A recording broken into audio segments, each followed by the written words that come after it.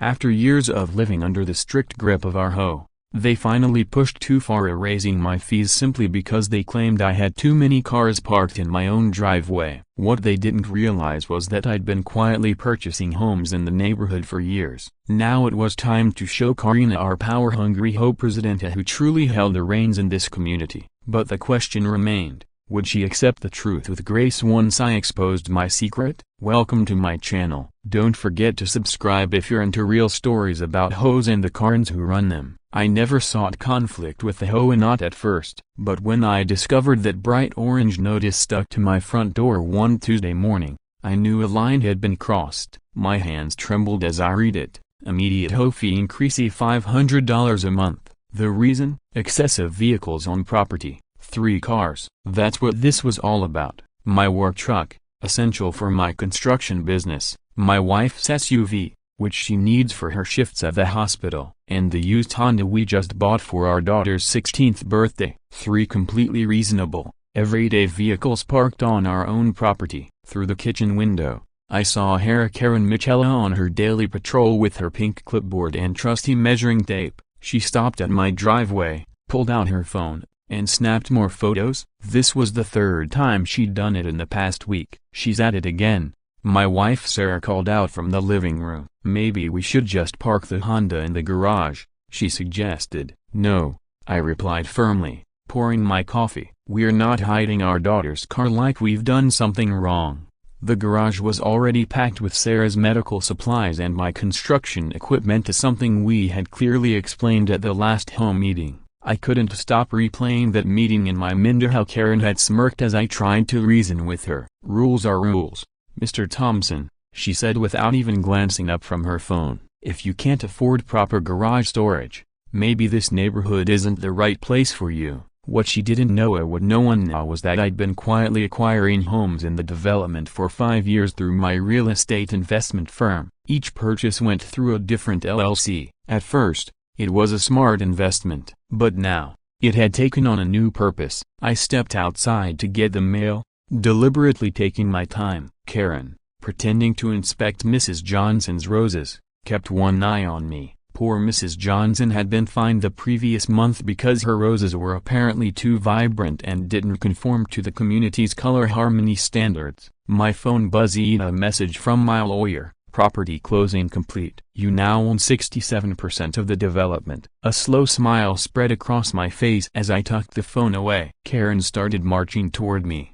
clutching her clipboard tightly. Mr. Thompson, she called, her voice syrupy sweet. I trust you received our notice about your vehicle violation? I did, Karen, I responded calmly, and I have a few legal questions about the legitimacy of that fee increase. She brushed me off with a wave. The board has full discretion to enforce necessary fees. Maybe if you attended more of our meetings, you'd understand how things work. Her fake smile didn't fool me. She had no idea that I'd been involved in every meeting for the past 5 years, so through proxy owners of the properties I held. I'd kept track of every shady decision she made, every suspicious fine, every abuse of power. As she turned to leave, her designer heels clicking on the sidewalk, she called back. The board has called an emergency meeting for tonight at 7 p.m. We'll be discussing further actions regarding problem properties. I watched her walk away, then pulled out my phone and messaged my lawyer. Time to prepare those documents we discussed. Karen's making her move tonight. Just then, my daughter pulled into the driveway, and right on cue, Karen paused to snap even more pictures. My blood was boiling, but I stayed composed. Tonight would change everything. But first, I had a few calls to make. Back inside, I spread out maps of the development on my desk, each property I owned marked and labeled. 5 years of meticulous planning, 5 years of gathering proof while Karen's authoritarian reign intensified. Tonight, she'd find out that her greatest mistake wasn't targeting me, it was underestimating who she was up against. My phone rang. It was Mrs. Johnson, sobbing about yet another violation notice she just received. As I listened, my eyes drifted to a framed photo on the wall of my father standing proudly in front of his first home, before he was forced to sell it at a loss due to an oppressive HOA 2 decades ago. He taught me to fight with patience, not rage. I checked the time. 6 hours until the meeting. Karen wanted a battle over a few cars. She had no idea what was coming. When I arrived at the community center that evening, the atmosphere was thick with tension. The room was packed. Neighbors I'd known for years sat side by side, murmuring amongst themselves. Karen had pulled out all the stops this time, even hiring a professional photographer to snap pictures of my driveway from various angles, trying to make 3 standard cars appear like some kind of illegal vehicle depot. "Let's begin," Karen announced, tapping her glittery pink gavel on the podium. She had scheduled this emergency meeting on a Tuesday night, fully aware that most working families wouldn't be able to attend, but I was there, seated quietly in the back, watching her perform. "As you'll see in these professionally taken photographs," she began, clicking through her flashy PowerPoint, "Mr. Thompson's property has effectively become a used car lot." A few gasps echoed from her faithful followers in the front row. It was the same people whose Christmas lights stayed up until market without facing a single fine. I scanned the room. Mrs. Rodriguez, my elderly neighbor, rolled her eyes. Just last month, she'd been fined because her grandson's car was in the driveway while he helped repair her roof. Mr. Chen, the high school science teacher, was scribbling notes furiously, still fuming over the violation he got for parking slightly over his driveway line during a snowstorm. Then Karen clicked to the next slide. Up popped a zoomed-in photo of my daughter's car. "This vehicle has been parked in the same spot for over 48 hours, she declared. She conveniently left out the part where my daughter was home from college for the weekend. The meeting dragged on as Karen launched into her evidence. Charts showing supposed dips in property value. Anonymous complaints and no doubt from her friends. Weather reports implying that my parked car caused excess snowdrift. Then, dramatically, she pulled out a thick binder. "I've documented every instance of vehicles entering and leaving Mr. Thompson's property over the past 3 months," she said proudly. My eyebrows shot up. She'd been tracking my family's movements. A few neighbors shifted uncomfortably in their seats. That's when Sarah Jenkins, my next-door neighbor, finally stood up. "Karen, isn't this a bit excessive? They're just regular cars in a regular driveway." Karen's face tightened. "You're out of order. You haven't been recognized by the chair." Then, as if on cue, her husband Bob began handing out copies of a proposed new bylaw. It would limit each household to just 2 vehicles and require that all be parked inside garages. It was absurd, almost laughable. "We'll now vote on the new vehicle restrictions and a fee increase," Karen said, skipping right past any chance for discussion. That was my cue. I stood up slowly and straightened my tie. "Point of order, Madam President." Karen squinted at me over her glasses. "You're not recognized, Mr. Thompson." "Actually," I said, pulling out a folder, "according to HOA bylaw section 73, any property owner may raise a point of order regarding voting procedures." The room fell silent. Karen's perfectly manicured fingers gripped the podium tighter. "Before we vote," I continued, walking toward the front, my shoes echoing on the linoleum floor, "I believe it's important we review the HOA's property ownership structure." Karen's face began to pale. "You see," I said, pulling out a large property map, "over the past 5 years, Sunrise Properties has been quietly acquiring homes in this neighborhood." I laid the map on the table. "And as CEO of Sunrise Properties, I thought it might interest you all to know who actually owns the majority of this HOA." I paused, making eye contact with every board member. "But perhaps we should save that discussion for after we address the questionable surveillance activities Karen has been conducting." Gasps, murmurs. Phones came out and neighbors recording everything. Karen's hand trembled as she reached for her water bottle, knocking over her precious gavel in the process. Bob rushed to the podium and whispered something in her ear. Her eyes widened. She finally realized who she'd been messing with. I stood taller, heart pounding but voice steady. Karen's smug expression faded as I opened my leather briefcase and removed a thick stack of property deeds. "One by one," I said, laying them on the table, "these represent pieces of a plan I've been putting together for years." The room buzzed. For 5 years, I've watched this board ignore real maintenance problems while nitpicking good neighbors over nonsense. I turned toward Mrs. Johnson, like when Karen here wrote up 82-year-old Mrs. Johnson for a flower pot that was 1 inch too tall. Meanwhile, Her friend Susan's purple fence? No violations. That's not true. Karen snapped. I enforce all rules fairly. But her hands were shaking now, water spilling down her designer blouse. I pulled up photos on the projector screen. Here's Karen measuring my lawn at 3 a.m. last Tuesday, I said. The security footage was clear. Several gasps rippled through the room. And here she is ignoring a clear violation right after the homeowner hired her son's landscaping company. The whispers grew louder. People were nodding, remembering their own experiences with Karen's selective enforcement. But the most important detail, I said, lifting the final stack of deeds, is this: through Sunrise Properties, I now own 67% of the homes in this development. Dead silence. That makes me the majority owner of this HOA. Karen leapt to her feet, knocking over her chair. You can't do that. That's not allowed. I smiled. Actually, it is. I've had 3 separate law firms review everything. It's completely legal. I pulled out another folder, and I have signed complaints from 32 residents documenting harassment, favoritism, and suspicious fees. The room erupted. Mrs. Johnson stood. Her voice quivered. Last winter, they fined me $200 for not shoveling my walkway fast enough. I was in the hospital with pneumonia. Others chimed in with their stories. Karen banged her gavel, trying to restore order, but no one listened anymore. I moved to dissolve the current board, I announced. We'll hold new elections with term limits and conflict of interest rules. No more 3 a.m. grass measuring. No more double standards. Bob Chen, 2 doors down, raised his hand. I second that motion. Soon, hands were rising all around the room. Karen snatched up her designer purse and stormed toward the door. This meeting is adjourned, she shouted. You'll be hearing from my lawyer. Actually, I replied calmly, according to the HOA bylaws, Section 7.3, you need a majority vote to adjourn, and I don't think you have that anymore. I gestured to the stack of property deeds spread across the table. We're just getting started. Karen froze,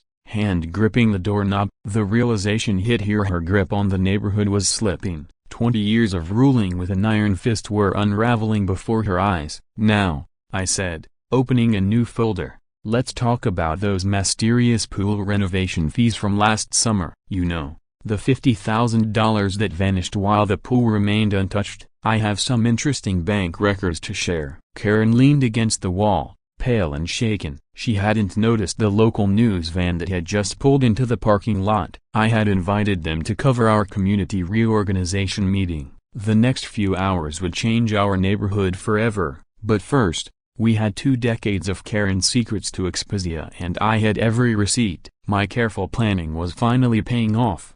And the best part? It was still to come. On Monday morning, I walked into my lawyer's office to find 20 furious voicemails from Karen.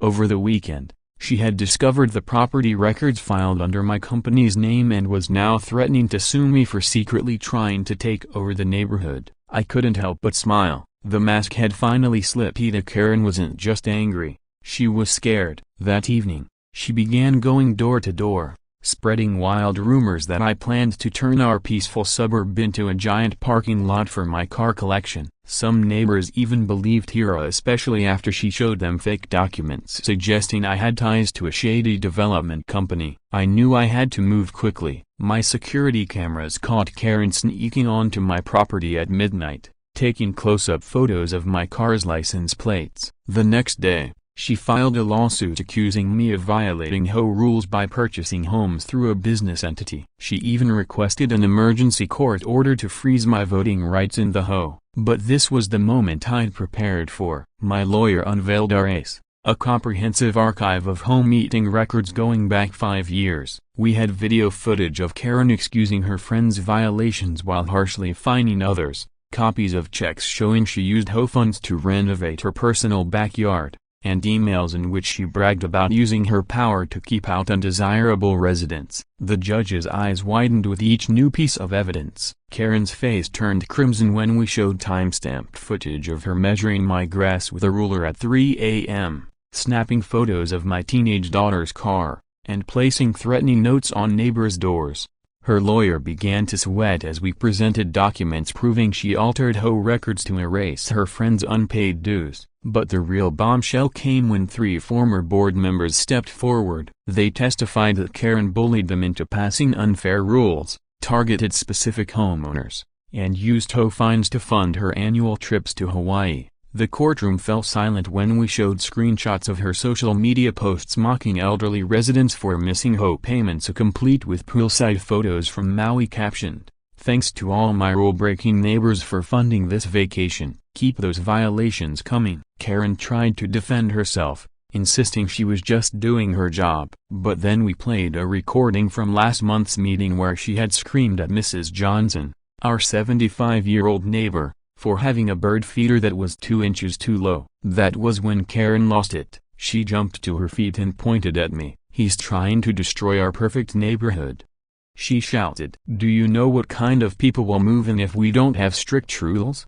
He probably wants to turn this into one of those communities where people can park wherever they want." The judge had heard enough. Not only did he dismiss her lawsuit, but he also ordered a full audit of the HOA's finances. As we left the courtroom, my phone lit up with messages from neighbors. Karen had just sent out a mass email announcing her immediate resignation from the board, blaming big money interests for forcing her out. I watched her storm to her car, furiously typing on her phone. I knew this wasn't the end. Karen still had loyal supporters in the neighborhood, and she wasn't one to admit defeat. But for now, I had what I needed, proof that she had abused her power for years, and the legal authority to make real, lasting change. The morning of the final court hearing brought one last surprise. Karen had sent a swarm of news vans to my house, hoping public pressure would make me back down. Instead, she handed me the perfect stage. I straightened my tie, picked up my files,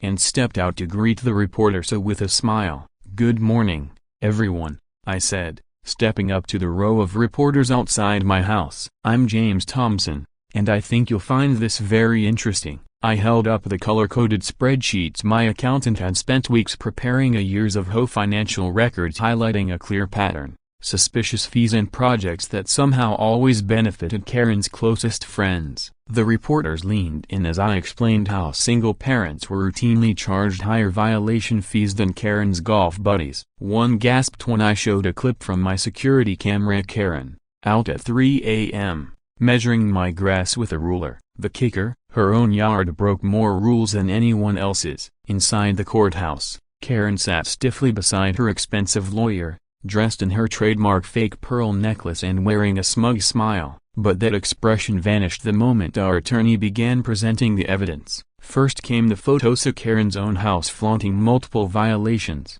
a bright purple mailbox, a wild, unkempt garden, and her son's 4 cars parked along the curb. The judge raised an eyebrow when we revealed screenshots from Karen's private Facebook group, where she boasted about targeting specific families. "Let's see how long the Thompsons last with these new fees," she had written. "Maybe they'll sell to someone more suitable." Karen tried to jump in with an objection, but froze when we played a recording from last week's pool party. Her voice echoed through the courtroom. "Of course I make up violations. How else can we control who lives here?" The judge's gavel came down hard. Karen was officially removed from the HOA board. Even better, she was ordered to pay back every unfair fee she'd ever collected. The total? $147,892. The look on her face when she heard that number? Priceless. With my majority ownership secured, I helped form a brand new HOA board, this time built on fairness. We elected 5 residents from all corners of the neighborhood, including Mrs. Rodriguez, whom Karen once fined for cooking too ethnic food, and Mr. Chen, whose vibrant garden Karen called too exotic. Change came quickly. Kids could now play basketball in their driveways. Gardens were no longer restricted to just flowers, so vegetables and herbs thrived. Families could park more than 2 cars, as long as they fit in their driveway. 3 weeks later, I looked out my window and watched as a moving truck pulled up to Karen's house. She left one final letter, claiming she was relocating to a better neighborhood with higher standards. Nobody missed the irony: a parking ticket from her new HOA was already stuck to her windshield as she drove away. That evening, my daughter parked in the driveway next to my work truck and my wife's SUV. I planted a small sign in our yard that we'd all voted on, Welcome to Thompson Hills, where good neighbors make great neighborhoods. The next morning, my phone rang. A TV producer had seen the news coverage and wanted to film a documentary about how we'd transformed our HOA. As I looked out at the neighborhood, kids laughing, neighbors chatting over backyard fences, I thought about Karen, now confined by her new HOA's one-car garage rule. Best of all, our property values had jumped 15% in just the first month after Karen left. Turns out, people prefer a community built on respect over fear. Some of Karen's former allies even came by to apologize. They admitted they'd only backed her because they were scared of becoming her next target. We still have an HOA, but it's different now. It protects, not punishes. Every month, the dues go toward things that truly matter: improving the playground, repairing the pool, and helping elderly neighbors with home maintenance. We even built a community gardenia right on the spot where Karen used to take photos of people's yard violations. As I filed the last of the court paperwork, my phone buzzed. A message from Karen's new neighborhood watch group. "Hi, Jameza, any advice on dealing with a power-hungry HOA president?" I leaned back in my chair, smiling. Sometimes, the best revenge isn't revenge at all. It's teaching others how to stand up for themselves and for their community.